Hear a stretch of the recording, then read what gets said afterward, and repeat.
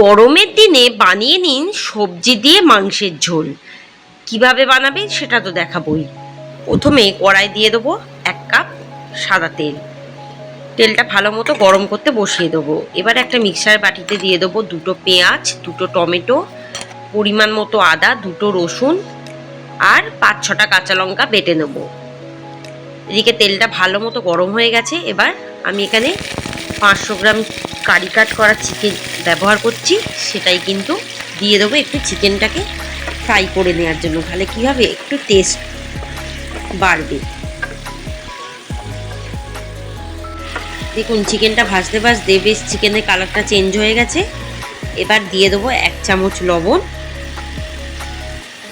1 চামচ হলুদ গুঁড়ো, 1 চামচ জিরে গুঁড়ো, 1 চামচ ধনে গুঁড়ো, আর 1 চামচ আরেকটু হলুদ দিলাম, আর 1 চামচ দিয়ে দেবো ড্রাই লঙ্কার গুঁড়ো। দিয়ে মশলাগুলো দিয়ে ভালো করে কষিয়ে নেবো।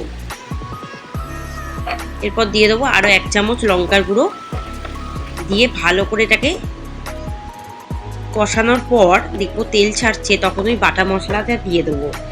দিয়ে এবার ভালো করে কষিয়ে নেবো।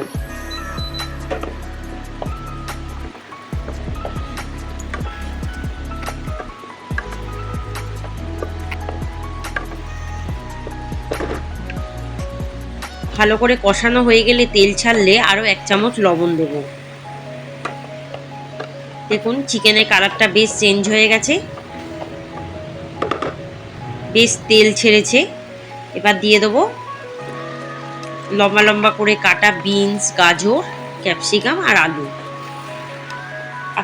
আমি এই সবজি ব্যবহার করছি, আপনারা বিভিন্ন ধরনের সবজি ব্যবহার করতে পারেন। সবজিগুলো দিয়ে ভালো করে কষিয়ে নেওয়ার পর দিয়ে দেবো 1/2 কাপ মশলা ধোয়া বাটির জল, আরও 1 কাপ উষম গরম জল। কোনো মতেই ঠান্ডা জল দেবো না, উষম গরম জল ব্যবহার করব এই চিকেনটা রাঁধবার সময়। আরও 1 কাপ জল দিয়ে দিলাম।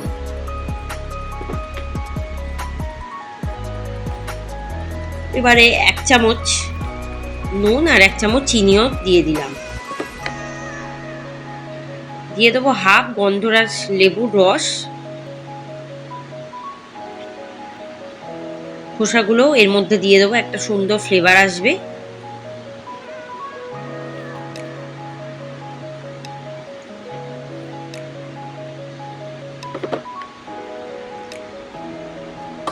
এবারে বেশ কিছুক্ষণ ঢাকা দিয়ে রেখে দেবো। ঢাকাটা খুলবো, দেখুন ফুটতে আরম্ভ করে দিয়েছে। একটু ভালোভাবে ওপর নিচ করে মিশিয়ে দেবো যাতে খুব ভালোভাবে সিদ্ধ হয়। এবার আবারও ঢাকা দিয়ে রেখে দেবো বেশ কিছুক্ষণ। দেখুন অনেকটা কিন্তু তেল বেরোচ্ছে আর চিকেনের কালারটা বেশ চেঞ্জ হয়ে গেছে। এবার আরও 15 মিনিট ঢাকা দিয়ে রাখবো। 15 মিনিট পর ঢাকাটা খুলবো। দেখুন আলুটা কিন্তু সেদ্ধ হয়ে গেছে আর বেশ মাখা মাখা ব্যাপার চলে এসছে, আর সবজিগুলো সেদ্ধ হয়ে গেছে।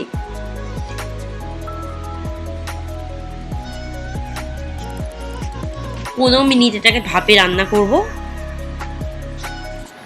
ঢাকা দিয়ে দিয়ে। দেখুন একদম কিন্তু সবজি দিয়ে এরকম মাংসের ঝোল কিন্তু রেডি। একদম পাতলা, গরমের দিনে বানিয়ে নিতেই পারেন, ভীষণ সুন্দর টেস্ট হবে। গরম গরম ভাতের পাতে খেতে পারেন। আবার আপনারা যারা ডায়েট করছেন তারাও কিন্তু খেতে পারেন। খুব কম তেল আমি ব্যবহার করেছি। আপনারা যদি তেল দিতে নাও চান আমি বলে দিচ্ছি, তাহলে আপনারা টক দই মাখিয়ে নেবেন মাংসের মধ্যে, তাহলে দেখবেন দই একদমই তেল লাগবে না। ব্যাস আজকের রেসিপি তবে এখানেই সমাপ্ত হলো। আগামী দিনে অনেক রেসিপি আসছে, আমার চ্যানেলে চোখ রাখুন। ধন্যবাদ।